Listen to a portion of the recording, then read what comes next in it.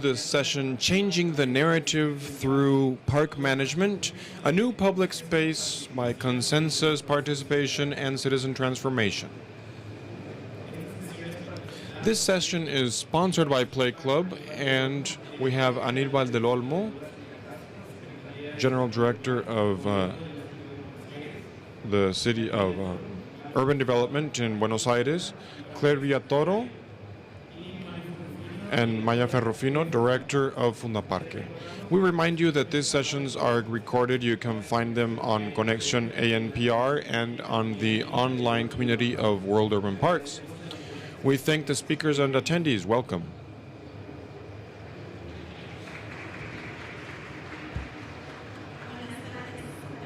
Good afternoon, everyone. Thank you very much for being here in this session.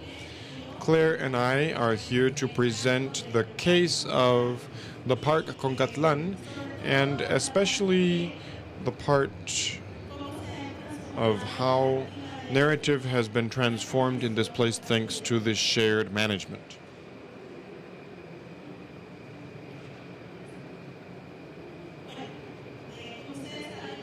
As you know, we are from El Salvador. We are from a city, San Salvador, that has around 300,000 inhabitants. And it's in the heart of a metropolitan area that is made up of 14 municipalities where we have nearly 2 million inhabitants.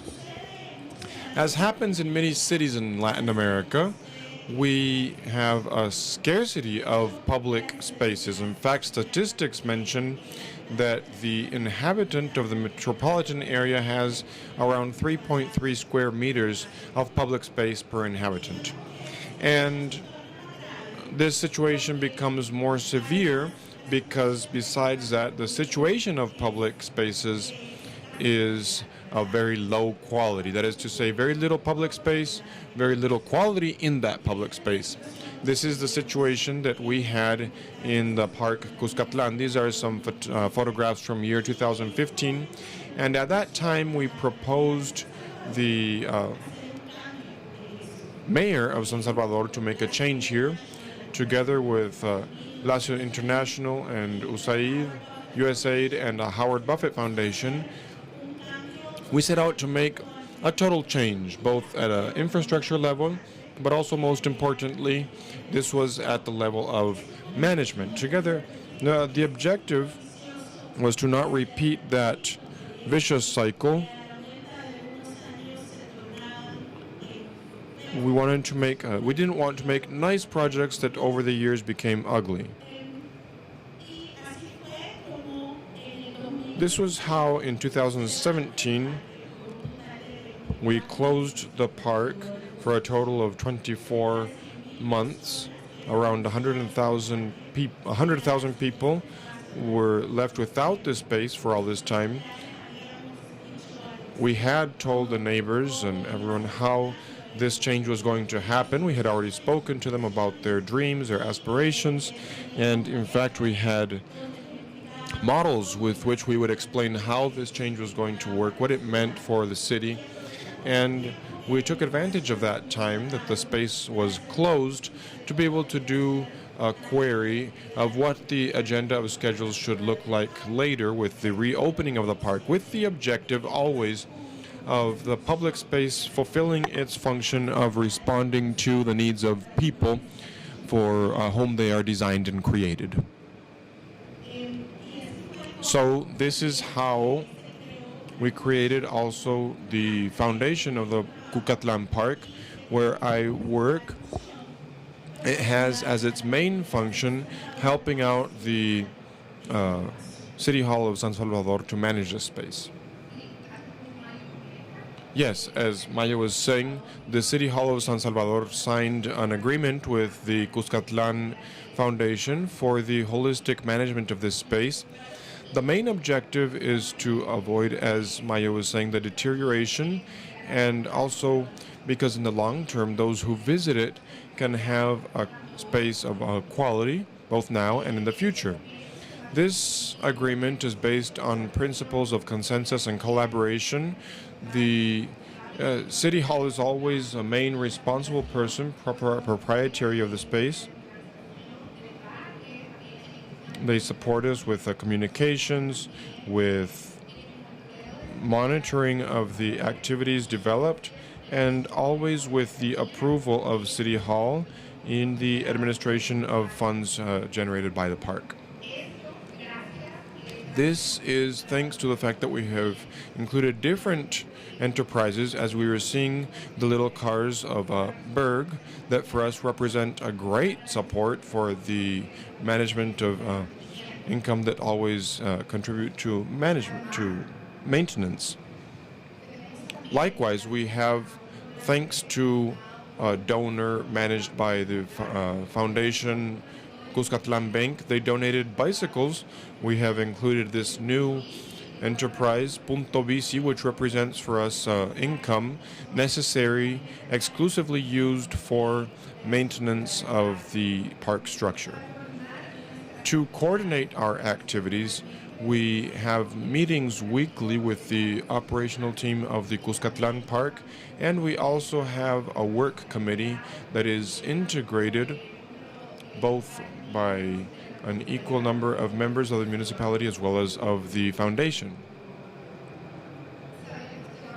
We know that we are on the way to sustainability. It's one of our greatest aspirations. We have gone from this park not creating any income to have approximately $60,000 a year of income produced by that space.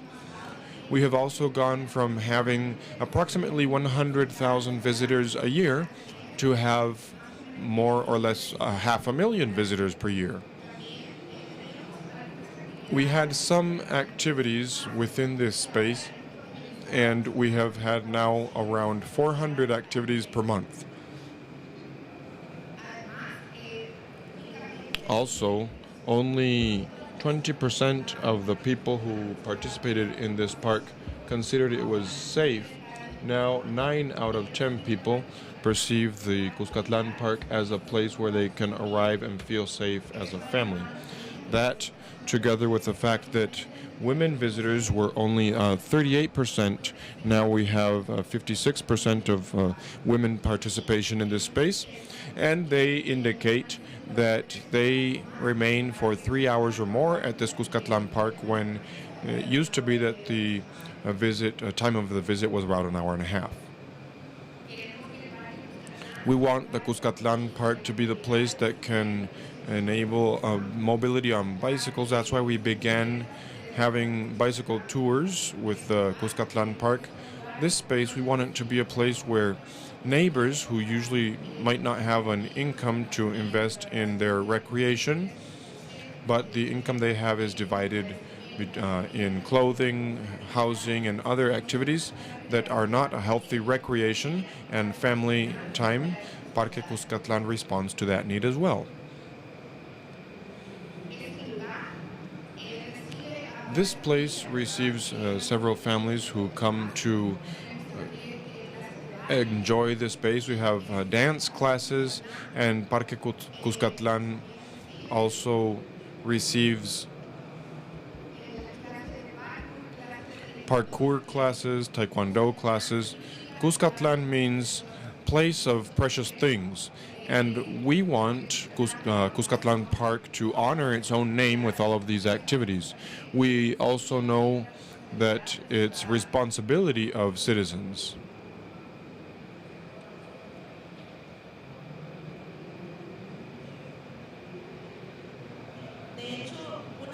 In fact, one of the reasons for which we have this campaign, which is called Cuscatlan Culture, is precisely to generate that will in people so that they can take care of this space. We all know here that one of the big problems of public spaces are maintenance and taking care of it.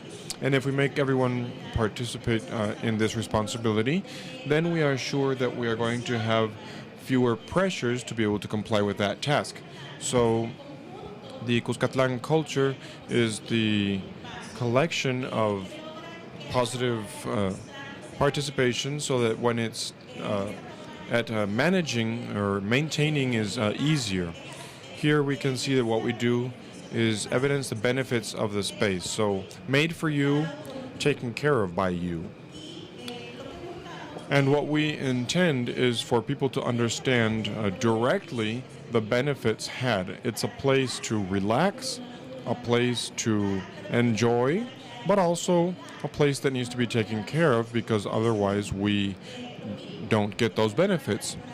Likewise, it's a place to explore nature, a place where we can continue playing in spite of our age, but we need for it to be taken care of and to put garbage where it belongs and to make good use of the equipment that the park has so that it can be a place that can last a long time for families in the future, and also to receive all public. If we want to be inclusive, we have to bring the families with their pets. We have to have conditions for receiving children. In the past, the presence of pets was not allowed. Now it is. But we have a permanent campaign so that the owners of these pets can always have them on a leash and be responsible for their messes. And we consider it's really worthwhile because the park is a place to learn. There are many who are learning how to ride a bike for the first time at our park. And there are also places where we promote contests, activities with pets. It's a place to connect with the pet in a different way. In this photograph, some weeks back, we can see the first activity of volunteers that we had, and that's where we give an active role to the people for them to take care of this space. So here we see personnel of the park in charge of taking care of the gardens, teaching the volunteers how to plant a garden, how to take care of it, how to water it, because we think this is an essential part of people being part of the space and taking care of it. Here we can see them watering the garden. And in fact, as part of taking all of these benefits to other places of San Salvador, in May of this year, we signed an agreement with La GUP. You can see Luis Roman, many of you know him, and the mayor of San Salvador, Mario Duran,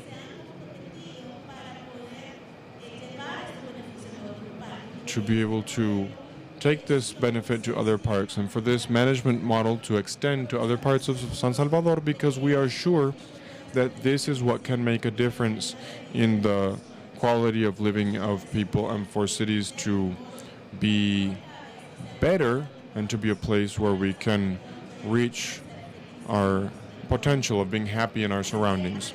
So that's the scope of our presentation. We'll give the floor to our partner Aníbal from Buenos Aires, and he's going to talk about a park which is the White Elephant Park, and at the end, if you were to have some question, you can keep it for us and we'll answer.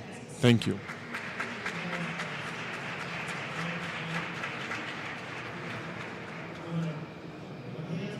Okay, good morning. Thank you very much for being here. I'm going to talk about the White Elephant Park. First, a little bit of context. This is a case that happened in a more vulnerable neighborhood of Buenos Aires.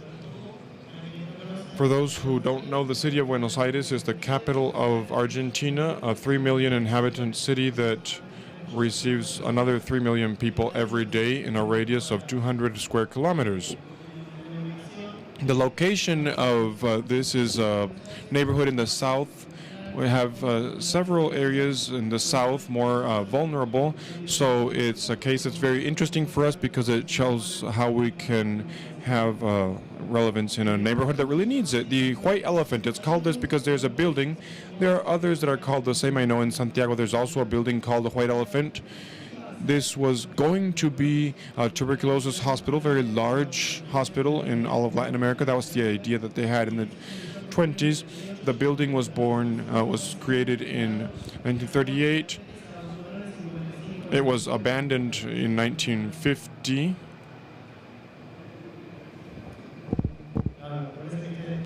Okay, I think this one sounds better. Yes.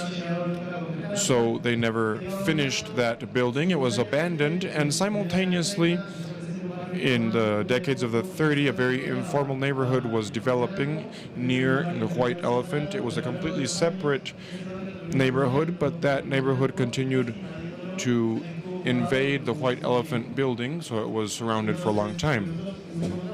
So we are in a property of 2 hectares that does not have green space. It had legal concerns of the property.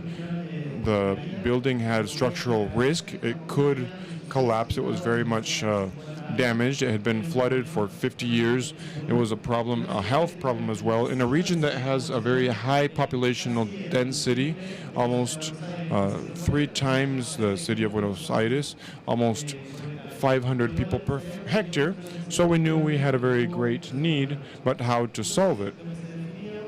So what was defined was we would create a new park, a new building that could give service to the population. This building now has the Ministry of Development and Habitat, and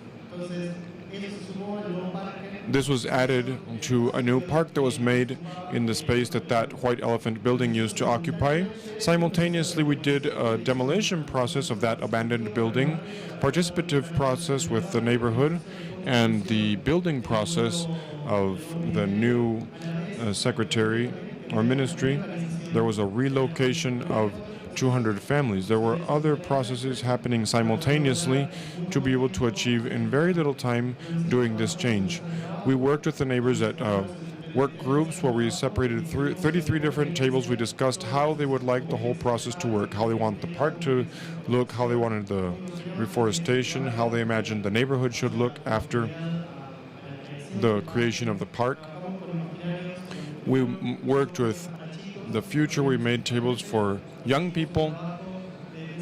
We did a participation table in different days and schedules so that they could participate, mothers with children. That's why we made children's tables, because otherwise in those vulnerable neighborhoods it's possible that the men occupy all the space for participation and don't leave place for women. So in this process in particular, we worked very intensely with that focus to achieve the participation of women. In fact, the character that the park has reflects a lot of the needs of women and children, and a PE professor who worked with small children in the neighborhood, because what the neighborhood requested when we were working, when the men came, they asked for soccer fields. That's all they wanted, because what there was in the vacant space of the building, soccer fields. So there was a whole negotiation of how not to replace soccer fields with other soccer fields, but a different kind of public space. When we were able to do this openness, we were in the different encounters with a whole lot of ideas that were turned into different projects to be able to give the neighborhood a different character. What we had before the transformation, this is the size of the building. The property is 2.5 hectares. To get an idea of the size of this building, when there was a lot of wind, pieces of previous demolitions would fly over neighboring houses. There was a lot of risk here. There was a time when there was a problematic consumption of drugs, and in fact sales of drugs within that building, and there were a lot of occupations around the building which made the demolition very difficult. These are other photographs to illustrate the size, and these were the soccer fields that they had in the little vacant space left in the property in front of the building.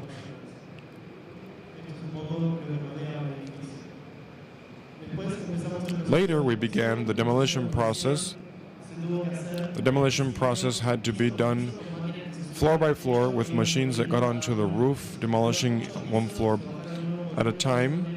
They came down 8 floors, and when there was a more manageable height, then we began demolishing what was left of the building. At the same time, this building was being built because we were relocating the families.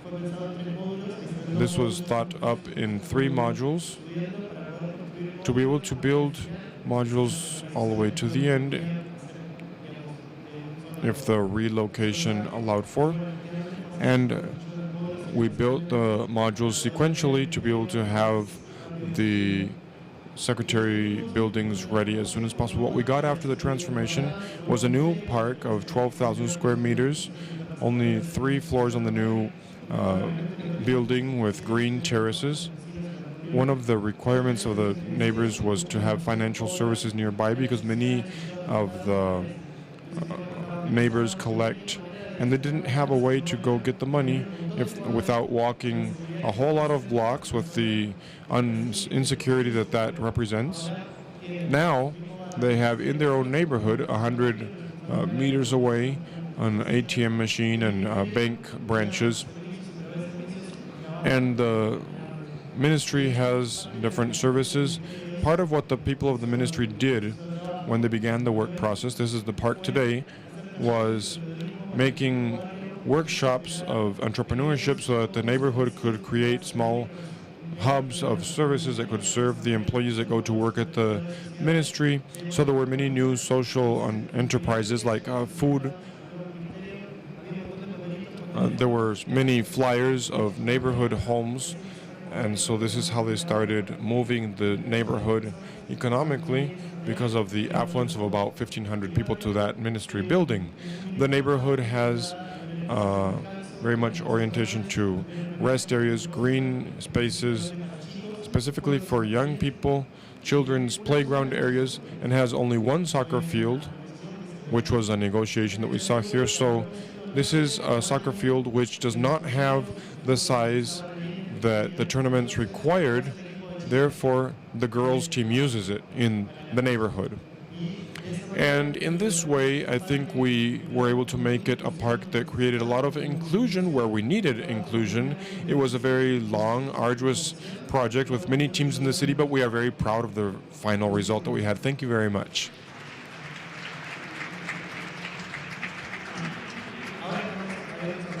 Okay, now we're open to questions, so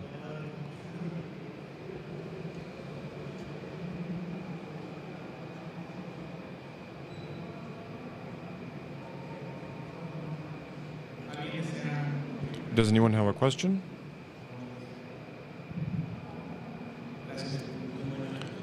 Thank you. Very good presentations, both of them. My question is for Aníbal.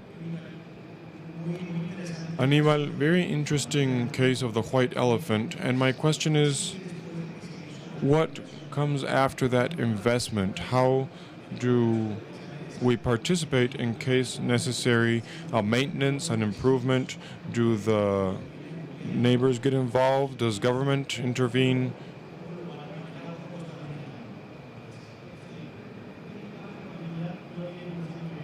This does not have private investment. The neighbors participate from neighborhood associations, opening and closing of the fences and the football fields. But at the moment, there is not a work table to involve the citizens and neighbors in the future beyond the use and care required from the neighbors.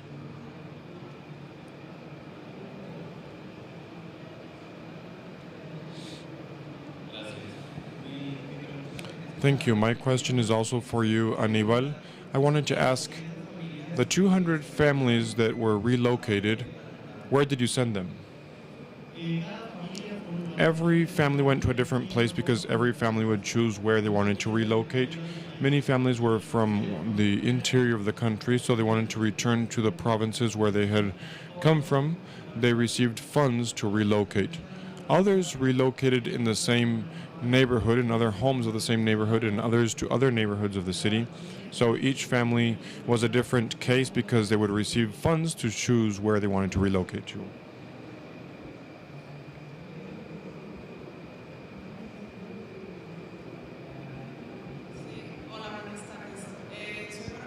Hi, good afternoon. Veronica Plaza from the Neighbor Committee in San Gema. I would like to ask the two teams, how do you make the campaign for neighbors or users of the parks to pick up their pets' feces and to have them on a leash? This is a problem that here in Monterrey, at least in the parks near my neighborhood, is a big problem, especially collection of trash and feces. It takes time. It takes a lot of time, a lot of effort. We have several activities in the year that are entertaining or playful, like the costume party, but within the costume party, we're already always giving the message. Every time you come to the park, remember, for it to be taken care of, you need to have your dog on a leash. Sometimes we do activities by social media. Now we are with an activity in the park where in a good behavior of a citizen, they get a positive reinforcement, which is a coupon. That coupon can be traded in for a park promotional. So we have all kinds of things that we do. For example, we do infographics, images like cartoons that are easy to understand, so that we can explain. It's not only a fact of saying, hey, this is forbidden, or you cannot do this or that. We have to go beyond and explain why. So we say, look, when the staff cuts the grass, then the feces fly through the machinery used to cut the lawn. We don't want that happen to happen to anybody. The same, we help them understand that the dogs could have one behavior at home and a very different one in presence of other people and other dogs. And that leads to danger and the fact that there could be an attack, so it's therefore necessary to have it on the leash. But it's not something that happens overnight. We have been doing it for 3 years, and we need to understand that there are users that arrive every day. We know them, like in the example of the man with his pet. He comes every day to the park, and these are smaller dogs. He has them with a string, even though it's not a formal leash. But we do require a lot of patience, and cultural changes take years. But what is important is to always be reinforcing. My answer is much shorter. We did not achieve it, so if you find a way to achieve it, I would thank you very much for it. Okay, thank you very much for your time. Because of time constraints, we have 2 last questions.